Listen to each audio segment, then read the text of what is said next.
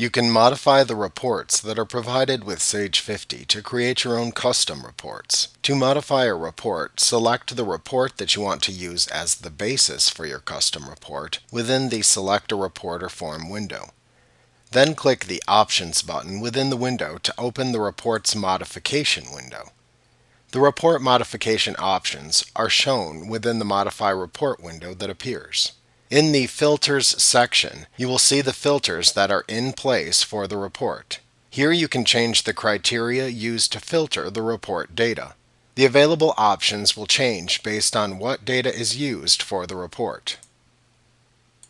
To add a new filter, you can click on the name of the field within the filters list by which you wish to filter the data within the report.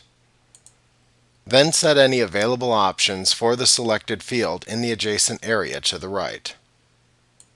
You should then see your filter appear within the listing of report filters at the bottom of this section. To remove a report filter, you simply set the value of the selected field within the filter field list back to its default value of all.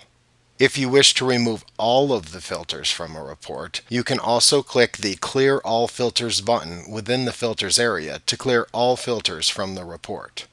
In the Dates section, use the drop-down menu that appears to select a date range of data to use for the report.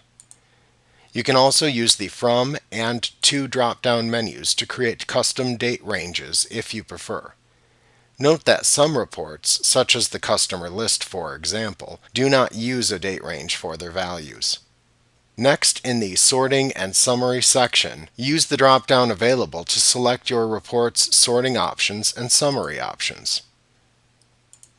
Not all reports will have summary options available.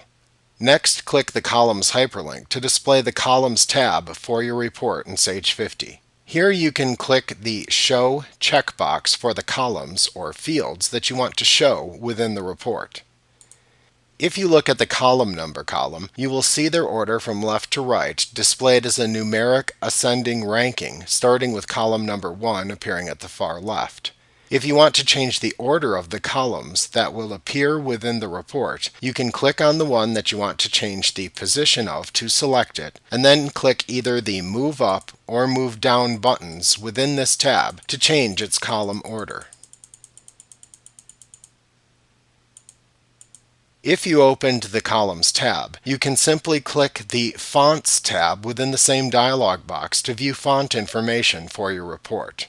Alternately, you can also click the Fonts hyperlink that appears within the Modify Report window to simply display the Fonts tab. On the Fonts tab, you can click the A button for any available font style shown to open a font dialog box where you can set the font style as you would like for each report section shown. Click the OK button when you are done to apply your changes to the font. Note that you can change the report title and subtitle by using the Title I report label and Title II report label fields. Click the OK button when you're done modifying the report to view the report layout. You can change the width of the columns by clicking and dragging on the blue double-pointed arrows between the column headings to set their width. When you are done, click the Save button to save your report. Give it a new name, and then click the Save button within the dialog box to save it. It will then appear within the selected category in the Select a Report or Form window.